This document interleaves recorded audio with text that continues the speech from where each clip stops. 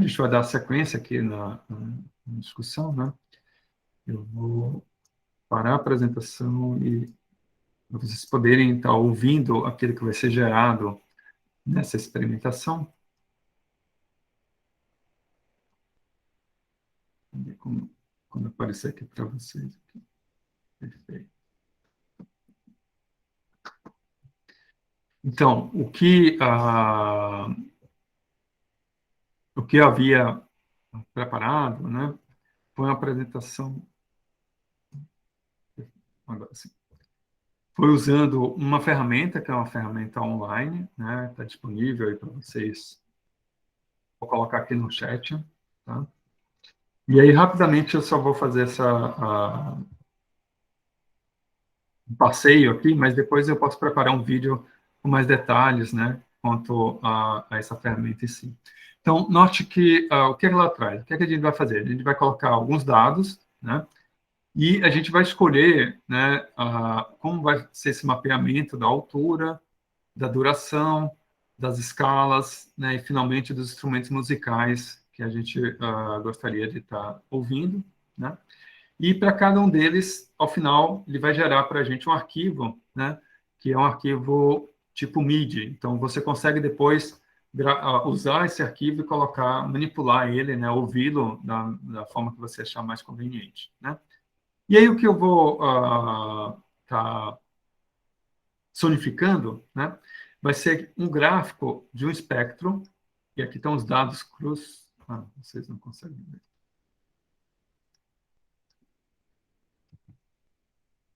Eu vou, quando eu colocar aqui no algoritmo, melhor, no aplicativo, isso vai ficar claro, que essencialmente são duas colunas, né? Tem as frequências e a intensidade delas. Então, eu vou começar aqui com a altura, o pitch, né? Eu posso colocar diferentes vozes, ou seja, significa que a gente vai conseguir colocar diferentes instrumentos musicais ou diferentes propriedades, né? Diferentes tipos de situações, né, que eu queira. Eu vou usar apenas uma voz, né? E para selecionar o meu conjunto de dados, aqui select, set for pitch, eu posso escolher várias formas, né? Criar, ou você pode colocar aqui diretamente ou dados, né? Séries como a série Fibonacci, Pascal, números inteiros, né? A sequência de DNA, RNA, proteínas. Eu vou colocar uma que é customizada, né? Ou seja, eu vou estar usando, né, dados que eu tenho, né? E colar aqui os meus dados, né? Então, é essencialmente uma tabela que ela tem duas colunas, a frequência e a intensidade dela, né? E dado, né, o que vai ser realizado é esses meus dados que foram tirados de um espectro, eles vão ser convertidos, né, onde eu vou estar utilizando essa combinação aqui para poder estar traduzindo. Então, dessa maneira, eu criei uma sequência numérica que ela, na verdade, representa, né, quem são os meus dados, né, só no primeiro momento. Bom, isso aqui é a entrada dos dados. Agora, o que eu vou fazer é como é que eu vou mapear esses dados, né, no meu para um determinado instrumento musical. E aí eu vou escolher, nesse caso aqui, eu vou escolher dentro do intervalo de notas que a gente tem no piano, então são as 88 teclas aí do piano, né? Você pode escolher em qual frequência, não, quando eu clico aqui ele não aparece para vocês, mas se você clicar nesse pin, no que está uma figura do teclado aqui, ele vai aparecer, ele abre uma outra, ele abre essa aba, né? Então, essencialmente, o que é? São as várias frequências e as notas, né, do piano, e a gente vai estar traduzindo, né, nessas 88 notas. Tá? Então, vou mapear todo aquele meu conjunto de dados, né, dentro dessa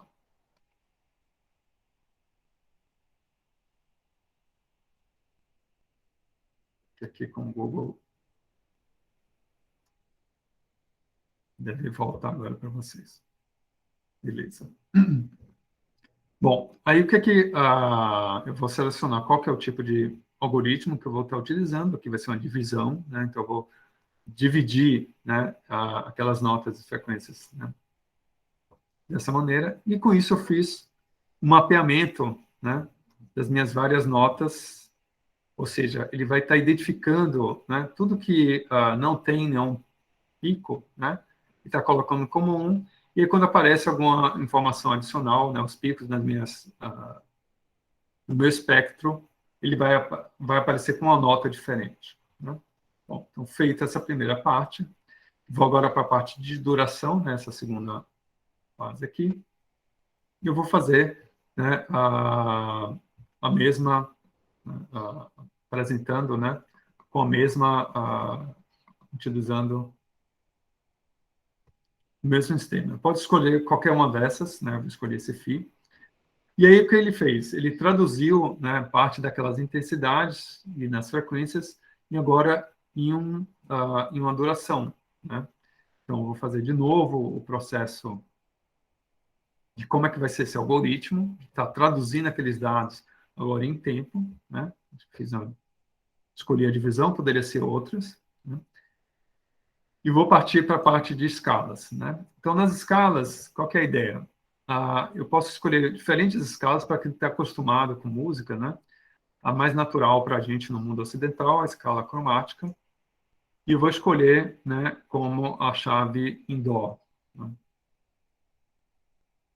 E dessa forma, foi mapeado, né? Agora eu já tenho a os meus dados originais como notas musicais que vão ser tocadas, né, no teclado ou no instrumento que a gente escolher, né, dentro dessa escala cromática em dó. Poderia ser outros, né, conforme você pode experimentar da melhor forma que você achar conveniente, né? E agora a gente vai tocar, né? Bom, então eu tenho aqui os meus dados convertidos, a duração de cada uma dessas notas, né? Também a partir daquele processo de conversão, né? E eu posso escolher diferentes instrumentos musicais, né? Então, vou escolher o piano, por exemplo. Tá? Então, ao final do processo, aqui a gente vai pedir para tocar, tá? Você vai poder observar aqui, né, o processo ao longo quando ele estiver sendo executado. E você pode também, caso você queira registrar essa música, né, você pode fazer o download do arquivo MIDI, né? Ou seja, depois você pode fazer aqui qualquer manipulação sonora em cima dela, né? Bom, então vou tocar para vocês, né? Espero que vocês consigam ouvir. Onde o que a gente fez aqui foi traduzir, né, um gráfico, um espectro, né, em som. Algumas... Vocês estão ouvindo?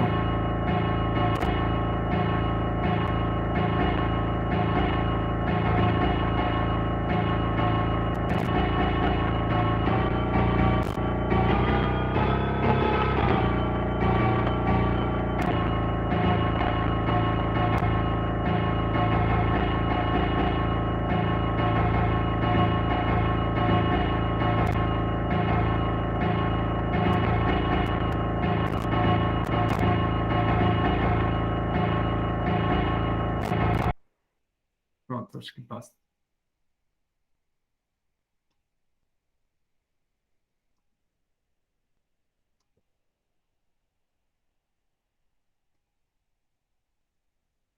Então, essencialmente, essa foi a brincadeira, né? A gente pegou um conjunto de dados e traduziu em som.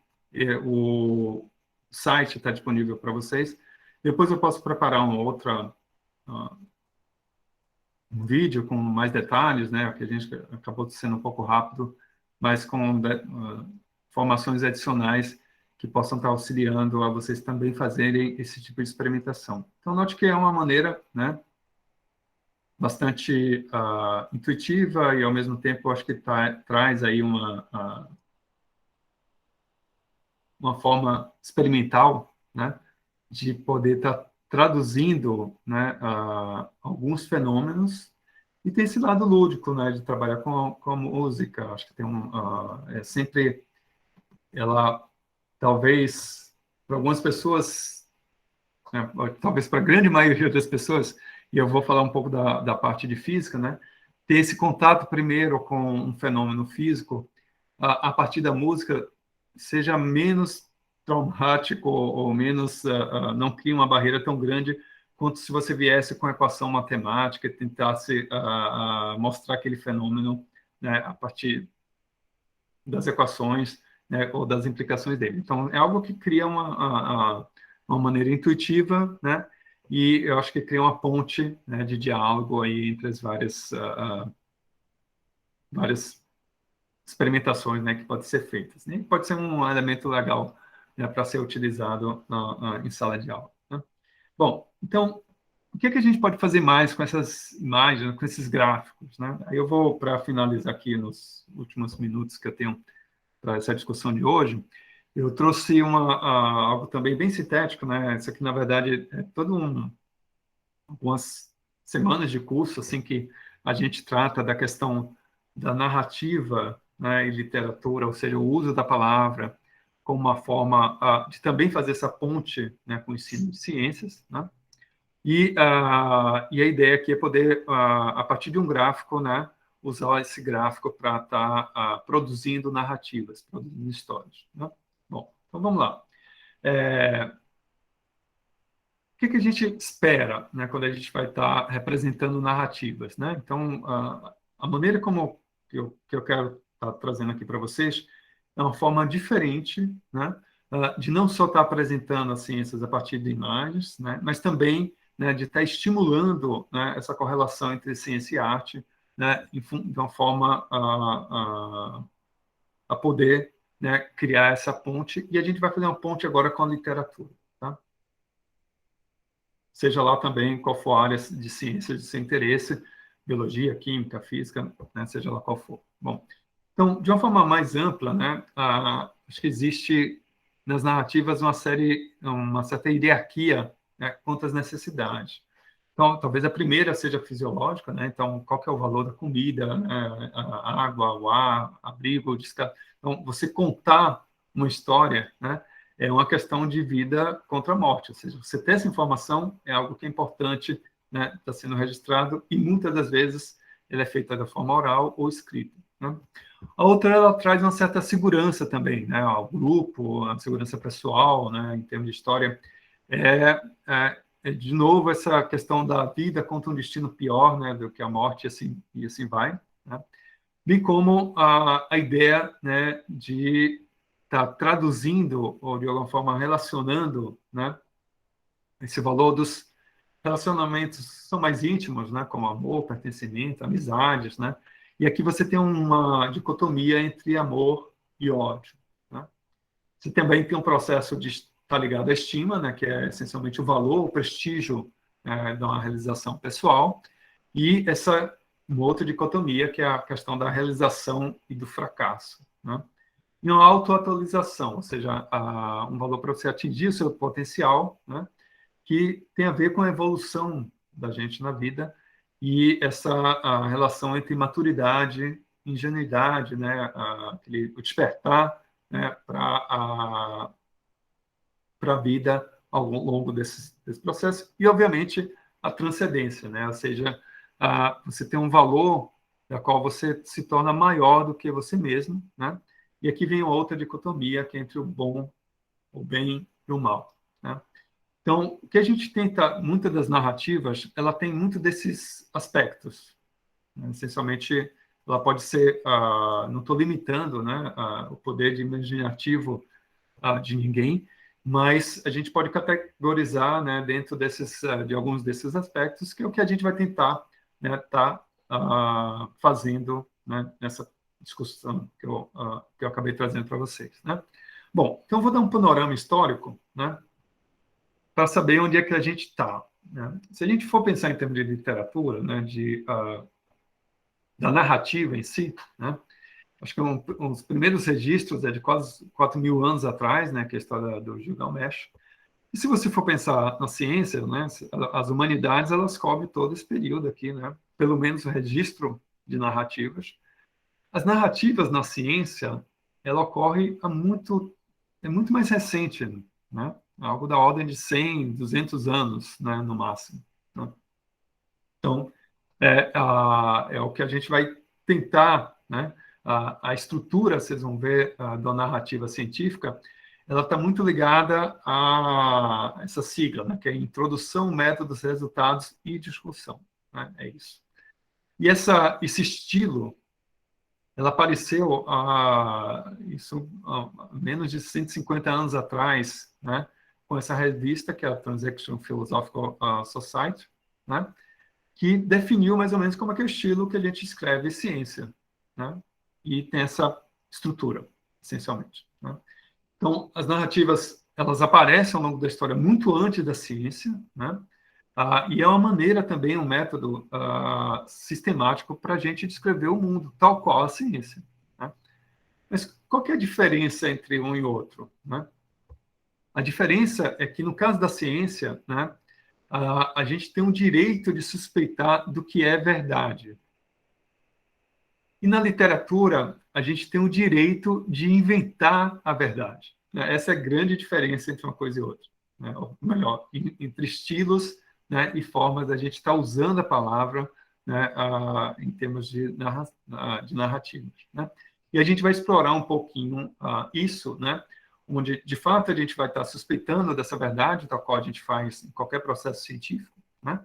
Mas, ao mesmo tempo, a gente vai estar se dando o direito de inventar uma verdade, ou seja, criar a literatura, não ciência, né, a partir de fenômenos científicos ou de citações, né, que a gente já vai estar traduzindo para cá. E aí tem um ponto importante que é o seguinte, né, que é como que a gente pode ver o cientista como um contador de histórias, né? Por que isso é importante?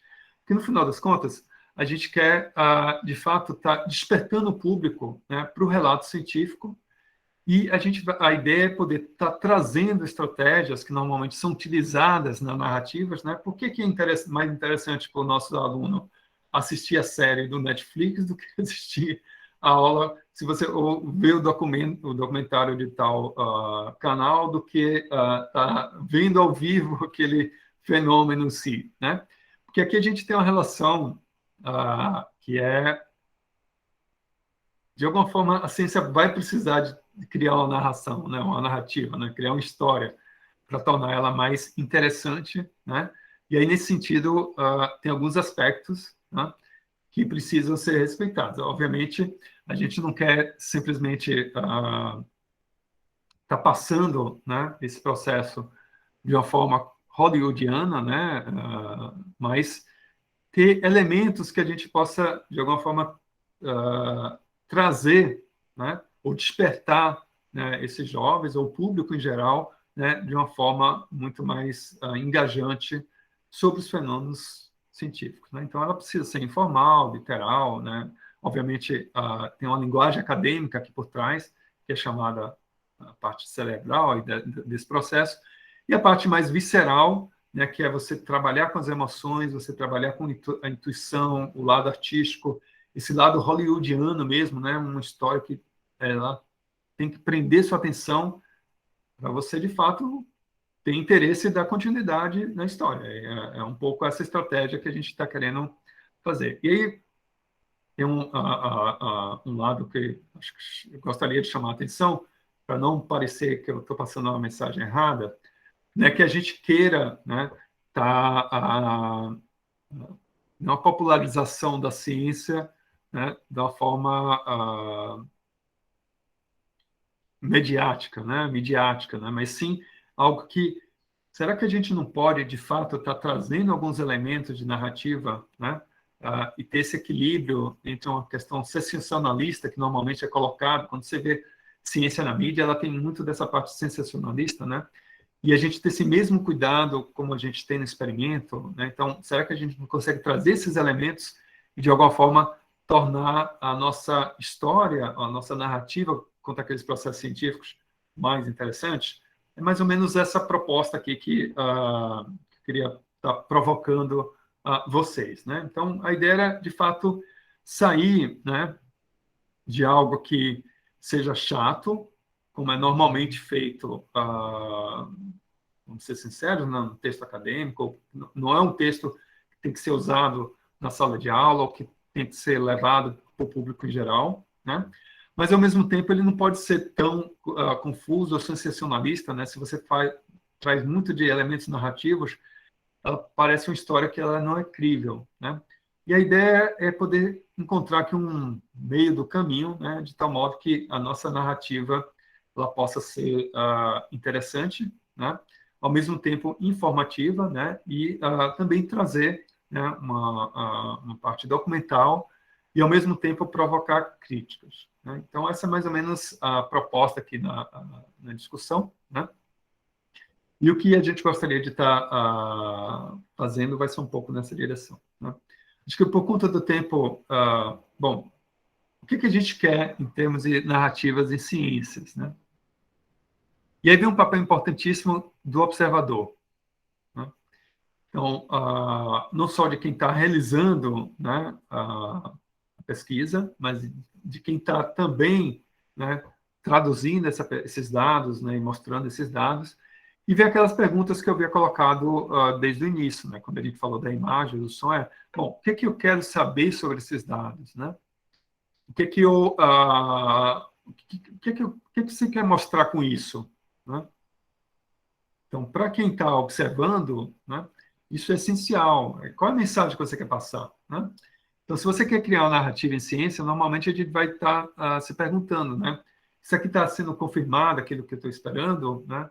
Eu estou tentando descobrir algo que é inesperado, né? Isso são questões, né, que, a partir desses elementos, a gente pode agora usar, né, todo esse instrumental que o pessoal da literatura e narrativas tem, de tal modo a estar melhorando, né, a maneira como a gente faz divulgação ou como a gente está estimulando o nosso público para um fenômeno científico. E aqui tem um papel importante das narrativas do observador, de novo, né? Então, se você olhar ao longo da história, na literatura, esse observador ele vai mudando no tempo, né? Então, na Idade Média, por exemplo, não havia uma continuidade temporal das narrações, né? Aí aparece, né, a ideia do narrador, né, que vai estar nos direcionando para quem que a gente tem que ouvir, o que é que a gente tem que seguir, né? Isso é desconstruído depois por Dostoiévski, né, onde ele vai entrar no mundo interior das pessoas, né, e assim por diante. E depois explodido completamente, né, com Joyce, quando ele propõe uma estrutura narrativa que é completamente, assim, aparentemente, não tem uma lógica, né, mas que, na verdade, são recortes que são colocados de uma forma, né, sem uma lógica por trás. Então, aqui a ideia é poder estar utilizando um pouco dessa imaginação dos escritores, né, e essa relação entre ciências e literatura para a gente poder estar melhorando aqui nossas discussões. Então, a ideia do observador, isso aqui é essencial, né? E aí eu vou, até por conta do tempo, né, vou mostrar um pouquinho para vocês aqui, tudo muito dessas histórias, né? Ela acaba, obviamente, vendo, né, tendo inspiração do ponto de vista desde a Grécia Antiga, né? Se a gente pensar no nosso processo, né, de pensamento ocidental, e aí, se a gente olhar a estrutura, né, da tragédia grega, tal qual orientada por Aristóteles, né, ela segue alguns elementos, né? É o prólogo, né? Aí tem o Párodos, que é a entrada do coro, né? Isso era sempre feito, tem um episódio que você traz informações, aí depois vem o coro, né? E finalmente o êxodo. Então ele começa com, se você for analisar esse gráfico em termos de drama e tensão, ele tem esse processo, né? Então você tem um aumento da tensão, isso aqui é alimentado, né, a chegar a um ápice e depois, né, você tem o êxodo, você finaliza, né, a história. Né? Bom, vamos olhar como é que é no artigo científico. Né? Então, é mais ou menos a mesma estrutura, exatamente a mesma estrutura, no final das contas, do artigo. Né? Ele segue você colocando uma questão, um histórico daquele processo, se você olhar aqui em termos de tensão, e vem essas interações sobre a hipótese, o resultado, os experimentos, para culminar na discussão, ou seja, o que é novo, o que está sendo trazido, que verdade você está questionando, né? Para finalmente finalizar, né? Que vai dar abertura para outras histórias e tudo mais. Né? Então, o que a gente está seguindo nas nossas narrativas, né? É algo que, do ponto de vista pelo menos científico, ele está aí há muitos anos. Né? Então, como é que a gente pode melhorar, né, esse processo? E aí vem, eu volto a fechar, né, de uma forma, de novo, uma ideia que vem desde Aristóteles, que essas narrativas como um círculo. Né? Ele começa, tem um problema, que você, esse problema, você passa para um mundo especial, né, onde situado o problema, se encontra essa solução e finaliza, né, sua história. Então, quase 99% das histórias elas têm esse perfil. Né? Se a gente for fazer agora uma digressão em termos de aprendizado de máquina, né, isso foi feito nesse trabalho, é uma área chamada física social, né, social physics, que é essencialmente o que eles fizeram. Eles alimentaram todas as histórias narrativas disponíveis na língua inglesa, né, onde, dentro desse projeto da plataforma Gutenberg, né, e a partir disso, né, foi feito uma análise, né, sobre a evolução das narrativas, né, de cada uma dessas histórias. E se notou, né, um certo comportamento, né, ao longo, diferentes tipos de comportamentos, né, que você teria nessas histórias. Né? Então, tem histórias com esse perfil, outras com perfis diferentes. Isso remete a um processo, né? Seria, você poderia se perguntar, quantas formas de narrativas a gente teria disponível? Né? E o que esse projeto levantou é que, na verdade, a gente tem 6 formas. Então, praticamente, grande parte disso na língua inglesa, né, escrita. Né? Grande parte dessa literatura, né, ela pode cair nesses 6 gráficos. Né? E aí um ponto interessante é que essa forma de literatura, na verdade, já havia sido proposta, né, pelo Kurt Vonnegut, onde ele propõe, né, a forma simples de histórias. Então, você pode sempre pensar da seguinte maneira, né? Você tem a parte temporal, né, o começo, né, e a evolução temporal, e você divide esse quadrante em 2 partes, né? Seria a parte boa e a parte ruim.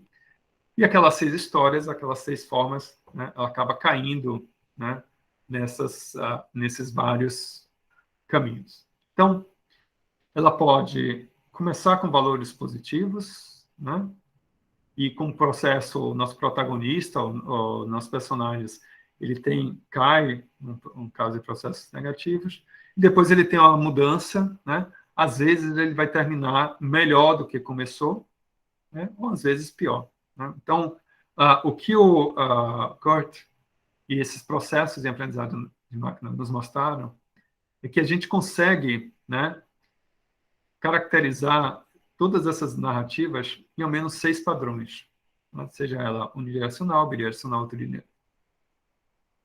tridirecional, onde você tem ou uma tendência positiva, que está ligada à comédia, você sair da pobreza, chegar na riqueza, ou o contrário, né, sair da riqueza e chegar na pobreza, ou você chega ao fundo do poço e depois, né, você emerge daquele poço, ou você está, na verdade, você tem é maravilhado por uma situação e depois você cai, né, desse precipício, ou situações como o caso da Cinderela, né, ou do Édipo Rei. Então, eu vou só, pelo tempo, esse 2 minutos que me restam, só passar rapidamente, né, sobre qual que é a ideia aqui por trás, é da gente utilizar a visualização de dados, né, e a partir de qualquer dado, qualquer gráfico, estimular as pessoas a contarem narrativas, né, a partir dessa visualização.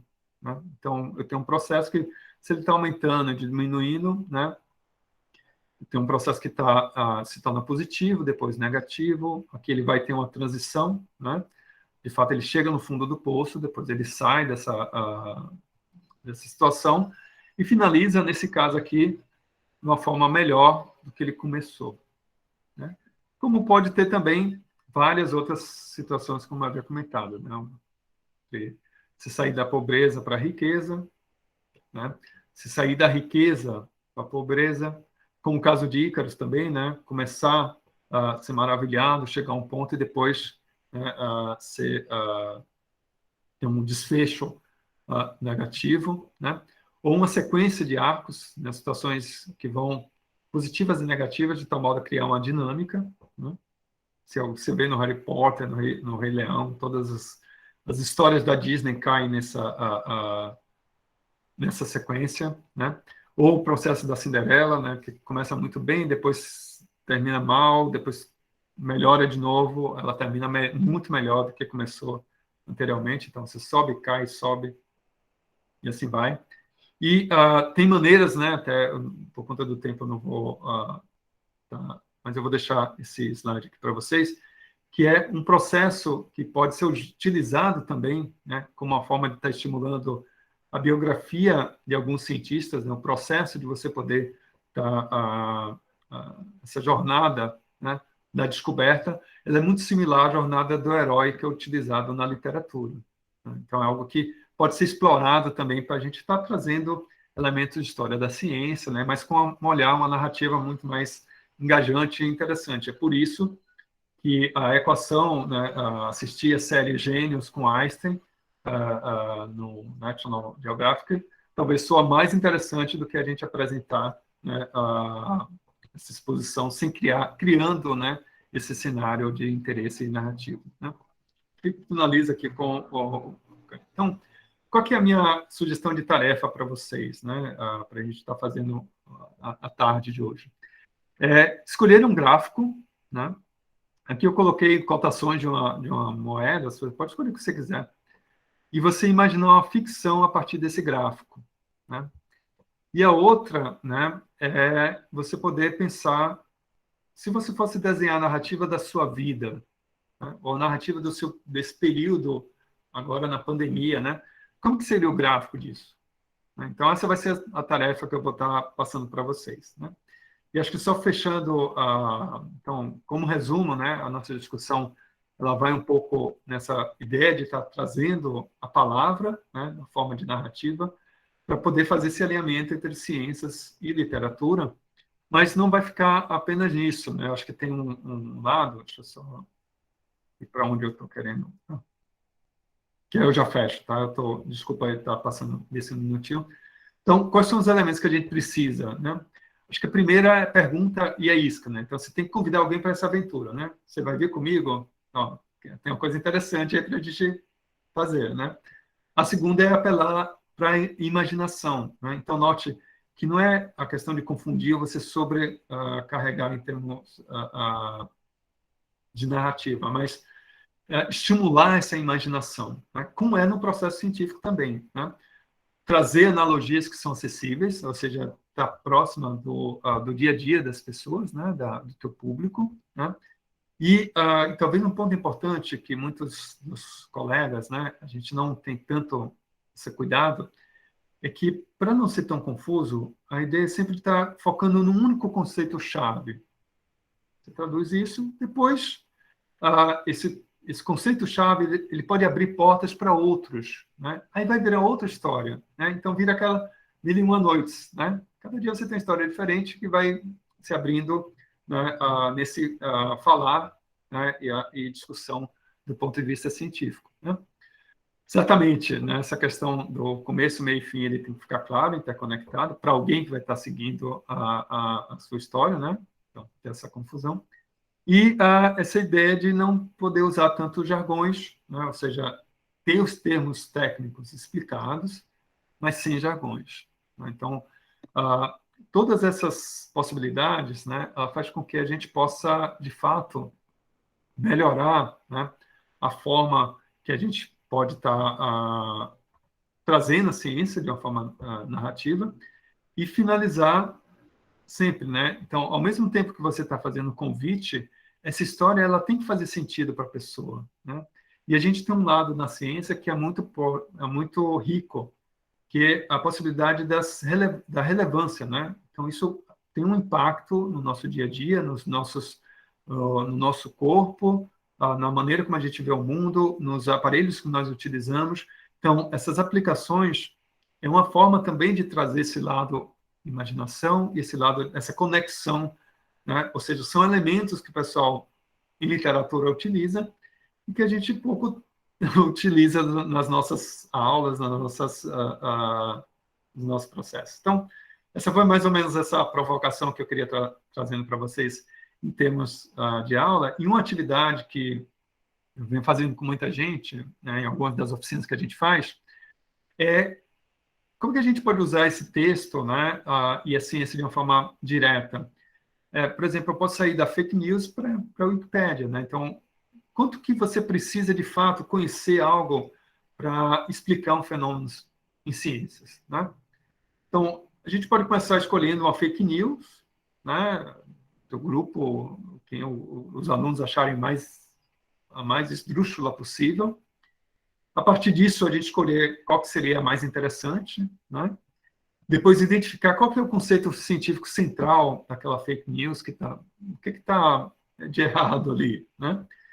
E, uma vez disso, discutir, né, esse conceito, olhar, por exemplo, na Wikipédia, né, que está disponível, que é o acesso imediato que a gente teria na internet quanto a esses conceitos, e, finalmente, se possível, né, alterar a versão da Wikipédia desse conceito, né? Muitas das vezes, comparado com o que a gente tem um verbete em inglês, não é tão bom assim. Então, você vê uma atividade que ela permite, né, uma reflexão crítica sobre as fake news, né, ao mesmo tempo uma visão sobre aquele conceito científico e uma transformação, uma atitude ativista, né, de poder estar melhorando não só para o grupo, mas para todo mundo, né, com um impacto que você está modificando aquele conceito de uma forma muito mais interessante para o público em geral. Tá? Bom, desculpa aí ter passado por esses 6 minutos a mais, mas a gente finaliza aqui, então, eu vou deixar disponibilizado para vocês, né, a parte das atividades e um vídeo, né, para vocês verem até a próxima sexta-feira. Eu vou estar fechando aqui a